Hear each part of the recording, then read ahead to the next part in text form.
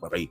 So mga kababayan, alam naman po natin na ngayon po talaga no na matindi po ngayon ang paninira kay Presidente Bongbong Marcos. Nakita natin yun ngayon sa ngayon. Pero alam nyo ba na mukhang may nakakalimutan po tayong tao na hindi po siya iniwan mula simula hanggang ngayon. Kasi hanggang ngayon, ganun pa rin eh. Kasi sumunod po siya sa gusto ng presidente. Sabihin ko na mukhang ganun kasi nangyari. So ito po si Martin Romualdez. Diba? Gusto ko lang banggitin to ngayon eh. Kasi una sa lahat, my boyfriend! Nakita ko yung comment. Ano ba yan? Hindi. Una sa lahat mga babae, alam naman po natin no, na kanina, di ba? Kausap natin kanina si Guillerma. Di ba? Si Guillerma, kausap natin kanina. Di ba? Sabi ni Guillerma na talagang ang target talaga nila si Martin Romualdez tsaka si Mel Robles. Di ba? So ang rason pala talaga kung bakit gusto nilang tanggalin si Martin Romualdez para palitan si PBBM, para tanggalin si Presidente Bongbong Marcos. Ayun talagang plano ng mga tauhan ni Digong talaga. Guluhin ito tsaka kasi vice presidente si Sara eh.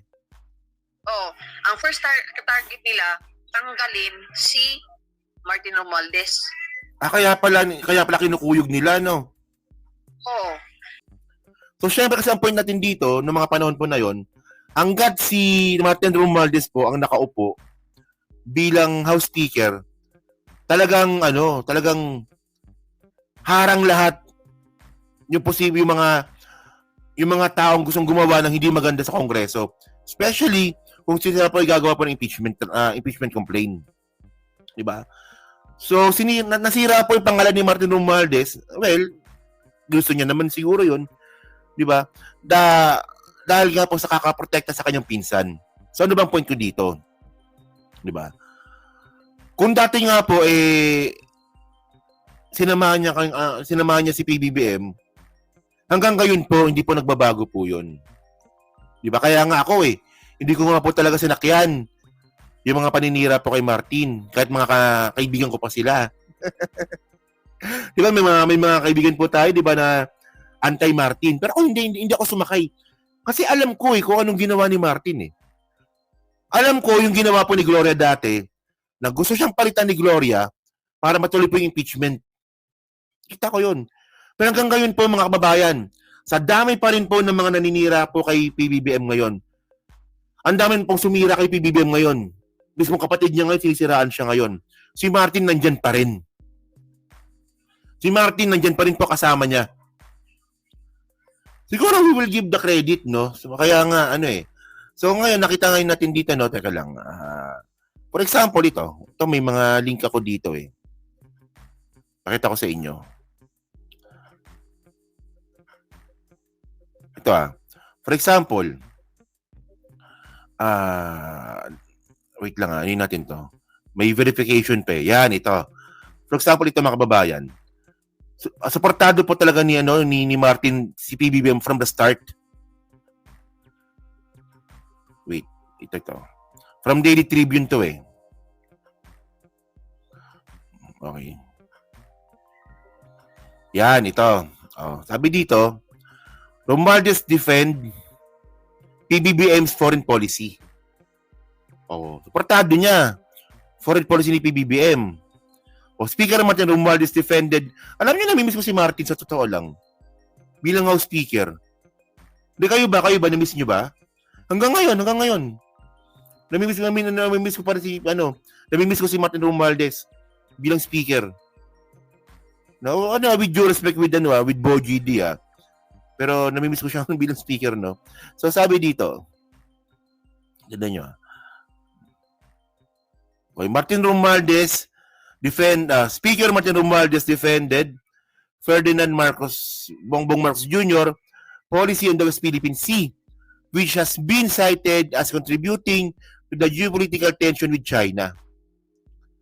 Di ba? Speaker ngayon, tahimik, no? Kaya nga no? So ito yung point nga natin, di ba? From the start talaga, sumuporta po talaga si Martin kay PBBM. Yung Maharlika Fund, isa pa yan. Di ba? Pinush yan, di ba? Pinush ni what you call this, pinush yan ni PBBM. Di ba? Pero talagang ginawang priority bills po yan ni Martin Romualdez. O bukod po dyan mga kababayan, ito pa. May isa pa yan dito eh. Hindi, gusto ko lang i-share kasi patapos naman na tayo. Ito ata yun. Ito ba yun? Ito. Ay, hindi pala. Sorry. Mali. Hindi pala yan. Ito pala. Itong isa. Ito pa isa. Yan. Ito. Ito naman, Romualdez lauds PBBM's principled stand in defending Philippine interest in ASEAN Summit. O, di ba? Pati Philippine interest po sa ASEAN Summit, supportado din po ni PBBM, ni Martin Romualdez. So, ano bang gusto kong sabihin dito, no? Well, di ba? Kaya ko naalala kasi ito, talagang ito po talaga nagko-confirm, no? Na sinabi po kanina ni Ms. Guillermo Barido, na talagang target po talaga ng mga Duterte si Martin Romualdez. You get my point, mga kababayan? Kasi po, naging tinik po talaga sa loob ng 3 taon ng mga Duterte si Martin Romualdez. Kasi from the start pala, no, at ako alam ko yun, ha, noong 2022 mga kababayan, ito po yung nakakagulo kami mga vlogger. Kasi nga po, naghahati-hati kami noon. Di ba DDS, Bongbong Marcos supporter, gano'n, naghati-hati. Yun naman pala, planado pala talaga yun. Oo. So, nung nakabuo na nga po ng grupo yung mga DDS, yung mga DDS, ang unang talaga pala nila si Martin Romualdez. Kasi nga, hindi talaga nila mapapatalsik si Presidente Bongbong Marcos kung si Martin Romualdez po yung House Speaker. So, tingnan niyo di ba? Tinanggap po lahat ni Martin Romualdez yung paninira po na yan. Tinanggap po talaga ni Martin lahat ng mga panlalait. Tinusok na sa mata, tinawag na bonjing, tinawag na tambaluslos. Lahat yan ginawa ni Martin para lang protektan si PBBM. At ngayon, dumating po sa pagkakataon na kailangan magsakripisyo ni Martin. Kasi nga po, di ba? Dinadamay po siya sa usapin na flood control project. Well, by the way, mga babayan, sinasabi naman po natin na kung meron talaga malakas na ebidensya laban po kay Martin Romualdez, maniniwala po tayo. Pero sa ngayon nga po, wala pong ebidensya tayo nakikita. Tingnan ninyo kung gaano ka-unfair nun. Di ba? Walang ebidensya laban sa'yo, pinag-resign ka, tinanggal ka bilang House Speaker. Request ng Presidente yun, naniniwala po kung ganon. Ano ginawa ni Martin? Tinanggap niya to. Kasama pa si Sandro Marcos nun nung kinausap sila sige, oo, sige. Para lang magkaroon ng transparency, para lang hindi maisip ng mga kababayan natin mga Pilipino na binabraso yung investigasyon, bumaba po sa pwesto si Martin Romualdez, nag-resign. Di ba? So ngayon kung ano man yung hate na natatanggap po ni Martin Romualdez, especially sa mga kakampi po natin, sa mga DDS okay na yan Di ba? Tanggap na natin yan Kung ako si Martin Romualdez, siraan ng mga DDS, tanggap na po natin yan.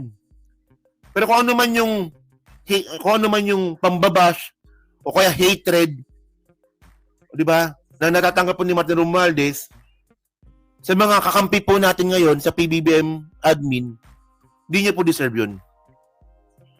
Naniniwala po ako doon. Pero syempre, alam naman po natin na minsan po talaga nag-iba-iba tayo ng opinion. Pero basta po hindi po ako naniniwala, hindi po talaga ako agree na siya po ay batikusin ng mga kasama po natin. No, pero well, by the way, mga magkakaibigan naman kami. So, ganun lang. Kanyang paniniwala lang 'yan. Respetuhan na lang. Politika lang po 'yan. Magkakaibigan kami. Naman po din ano diyan. Pero by the way, okay, so ganun po yung point natin dito.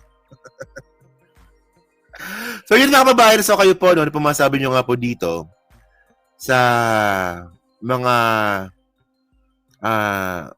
kinaharap nga pong issue ni Martin Romualdez. Yan. Kasama ko na rin po ito, sa ano ko. No? Oy! Papa Tricks! Lang yan. Pero sa comment lang po sa baba at binabasa ko pong lahat yan. At syempre, yan po si Team Replay, di ba? Pa-like, pa-subscribe, di makalabisan, pa-share na po ng video po na to. Okay? Yun, so thank you mga kababayan. Kita na ulit tayo. Mamaya, Birahan PH. Alauna ng hapon. Oo. Alauna ng hapon, Birahan PH. Ako po yung host din mamaya. Ano? So thank you mga kababayan. Thank you po sa inyo lahat. Siyempre, hindi pa po nakakapag-like, palike na lang po ng video po na to. Kay Papa Trix, nandiyan po si Papa Trix, no? Follow nyo po yan. Miss Montreal, si Edel Toto Valdesa, si Susana J, si Ging, si IU, si Hunter X, si Alma Caoli, si Brenda Barton, si Joey Tolentino, okay, si Chupaeng, hello po, okay, si Mr. X, Robbie Ong, okay, si J, ang bilis na ng comment. So, Helen Milan, ang bilis na ng comment, hindi ko nababasa. So, hello po kay Hunter X, kay Sweet Sweetie, kay Cherry Holdago, yan. So, thank you mga kababayan, bye po, salamat po sa inyo lahat, kita na ulit tayo, ulit mamaya sa Birahan. At syempre, 2,000 po tayo ngayon, so hindi po nakakapag-follow, nakakapag-subscribe, subscribe na lang po sa channel po natin, no? Salamat po, thank you po, salamat, bye-bye, thank you po.